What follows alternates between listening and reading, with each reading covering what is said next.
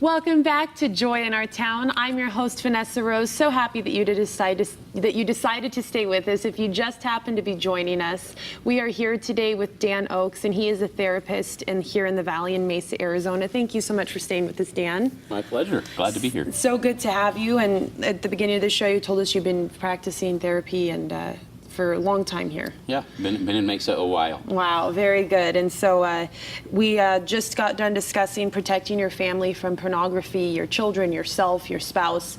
And so our next topic kind of leads into this. We're speaking about talking to your children about sexuality. So this opens another door. We're going to do everything we can as parents. Everyone is going to do what they can.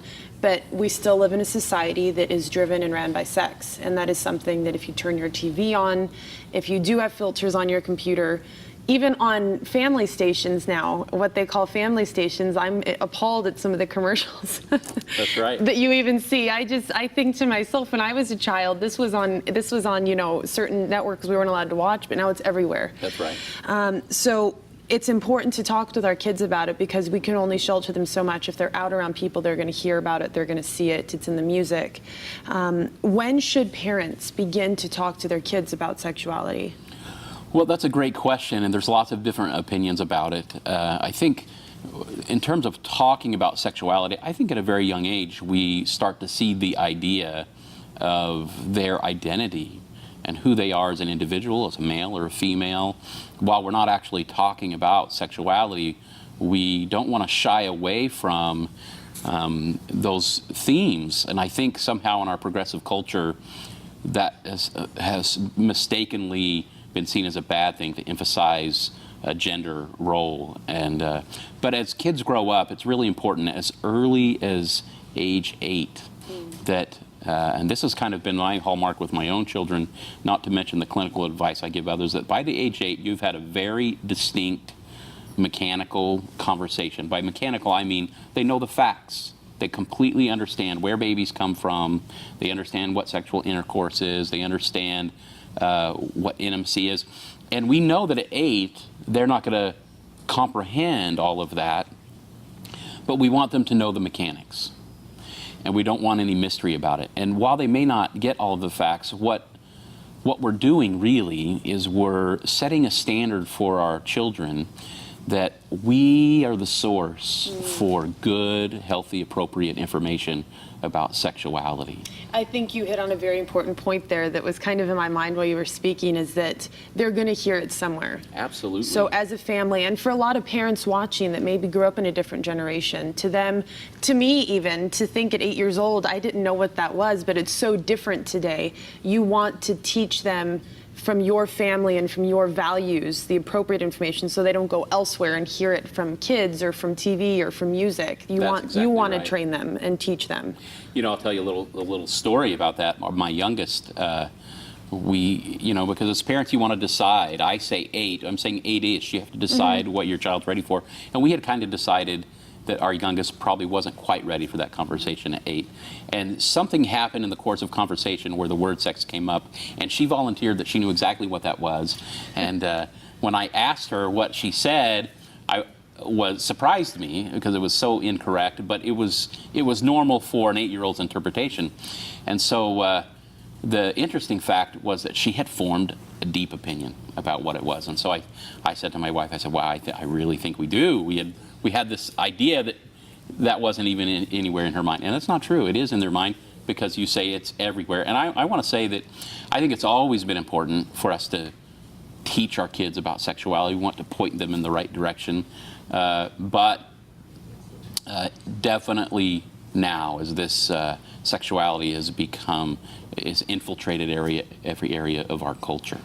So if a parent is sitting at home and they have something on TV, like I said, commercials are so graphic in nature sometimes on stations, and a kid says, "What's that, Mom?" or "What is that used for?" How does a parent approach that in a mature manner that's going to help the child and not make it uncomfortable for them? Well, I think here's the dilemma: is if you're a parent that has avoided talking to your kids about sexuality, you are not going to know what to say because you know that they won't have context for it. However, if you have these early conversations, then when those questions come up, you can answer them directly. And I suggest you answer maturely and with basic information, and you want to alter the information for them to understand. We want them to understand how the world views sexuality, how we view sexuality, how those combine and don't combine. And so when we have these conversations, it empowers a parent to be honest and open. And we want to encourage honesty and openness around this issue. You know, it's interesting because after you do this 8-year-old kind of making sure they totally understand, I want to add that's important, I think, that husbands and wives do this together. Don't sequester this to like, oh, I don't want to do it, you do it.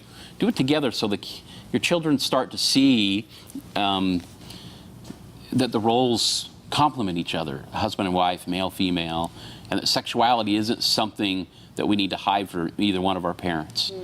And then as our kids get older and they turn 11-ish, and we're going to do a puberty prep conversation, maybe even before 11, where we're informing them about what's going to happen to their bodies, and because it's not just a conversation about the sex act, it's a conversation about how they integrate sexuality into who they are as an individual. And so that's a critical part of their social emotional development as well as sexual development. And you mentioned as a team, as parents. So even the way that parents live, the way that they communicate with each other, the way that they interact, that's going to affect the way that their children end up interacting with people of the opposite sex as they grow up. Absolutely. And I have to tell you, more important than having conversations about sex is that we model healthy intimacy for our kids, that they see it, that they understand it. I have a favorite story I tell about this. My daughter, when she was 17 or so, she had this boyfriend, and he was a nice guy, and she was at work, and he was at home on the couch. I'm laying on the other couch watching TV. My wife is there right in the kitchen doing something, and my wife says, I need a cup of flour. I don't have any flour. And I said, I need a cup of Shannon, and my wife's name is Shannon, and she trots around the island and runs over to me and jumps on top of me, and we hug and kiss for a second. Nothing inappropriate. But while that's happening, I'm looking at the boyfriend on the couch, and he's shrinking down into the couch. And but I'm thinking, it's okay with me because, young man, I want you to know what real love looks like. Wow. And so it's critical that we demonstrate love and affection in our home so that the kids have a context to put the information we give them with. If we give information and we are cold and distant with our spouse and we don't demonstrate love and affection, they're not going to understand how that plays out and what it looks like. So they see that it's okay for mom and dad, husband and wife, to be affectionate, to love each other, and there shouldn't be anything uncomfortable about that. Yeah, it is more than okay. It is necessary and critical. Wow, that's a beautiful story. I think that's something that a lot of people can learn from, because I know that. And so how should a parent address that if they are a single family home? Because sadly, that's something that is so common now. Absolutely. And, you know, there's a lot of grandparents raising children. There's a lot of single dads and single moms. And if you don't have a spouse, that's okay. You have those conversations directly and openly. And don't be afraid if you not sure what to say. There's some great resources on my website. I have a thing right on the front page that talks about tips to talk to your kids about sex, and there's a couple of links to some books there as well as some information we've talked about today. So do a little research, read a book, but be more confident that you love your child and that you want to give them good information. Very good. And so just to kind of touch on the pornography issue with children, we talked about how to protect them from it, but if they are exposed to it, if Right. they're at a friend's house, if they're at your house Exactly. and they see it. So we've been talking about sex in general, but if your child does have this experience with pornography, it's really important that we affirm them in their experience, because this is going to be exhilarating for them. Absolutely. See, pornography is not a problem because it's disgusting. Pornography is a problem because it's too much of a good thing. There's too much novelty. And your child is going to feel some exhilaration. Their body's going to respond the way it is supposed to. What they're also going to feel, though, is they're feeling this kind of exhilaration outside of the context of relationship. It doesn't happen. It's not happening in the context of connectedness. And so the body responds to this sometimes with a confused feeling, like the body is expecting the real component and it's not there. And so the body has a kind of confused or unsettled response. And so when those two things happen, it's important for us to point this out to our children, ask them questions, and say, yeah, it was it was exhilarating, or it was pleasurable, you liked part of it, right?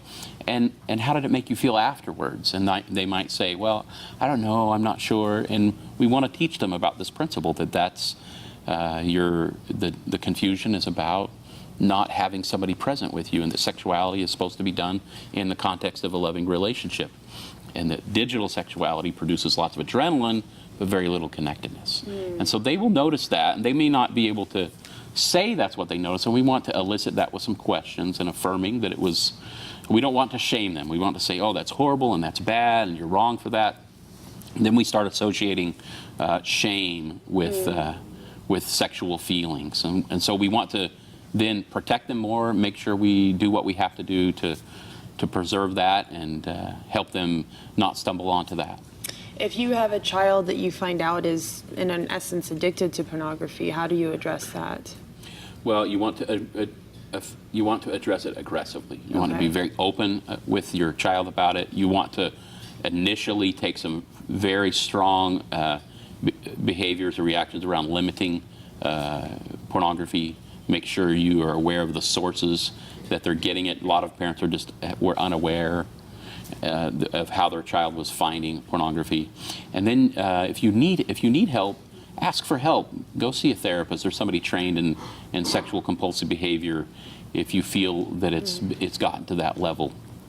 And so don't be afraid. There's a lot of great resources online for that, about how to help parents. A lot of therapists in town that work with sexual compulsive behavior, but don't be afraid to do that. It sounds like the general theme through speaking through all this is the most important thing is communication. And I know that as a therapist in your line of work, communication is important to speak with people. So how important is it to stress to parents to start from a young age? How do parents start? Do they talk with their kids every night at dinner? How do they start that open line of communication so they don't shame, guilt, or fear with their parents, but that they can come to them and talk to them? Yeah, I think what you want to do is, long before you talk about sex, you want to develop a relationship where you know your child will come to you.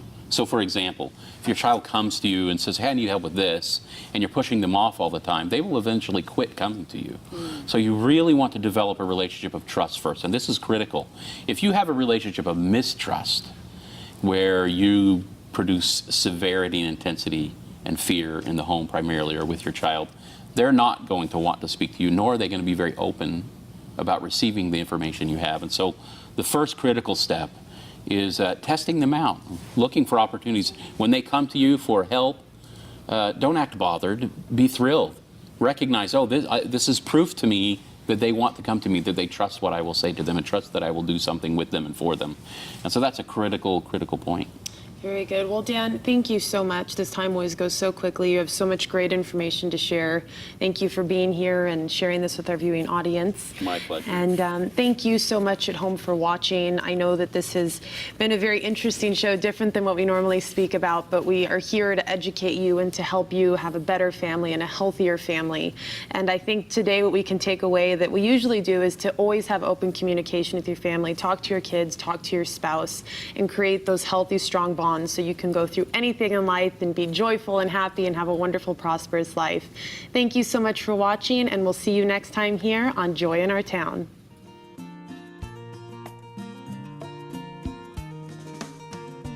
This program has been sponsored by the Trinity Broadcasting Network and is made possible by your telethon dollars. Your continual support can keep Joy in Our Town coming to your home every week. Write to Joy in Our Town, Post Office Box A, Santa Ana, California, 92711.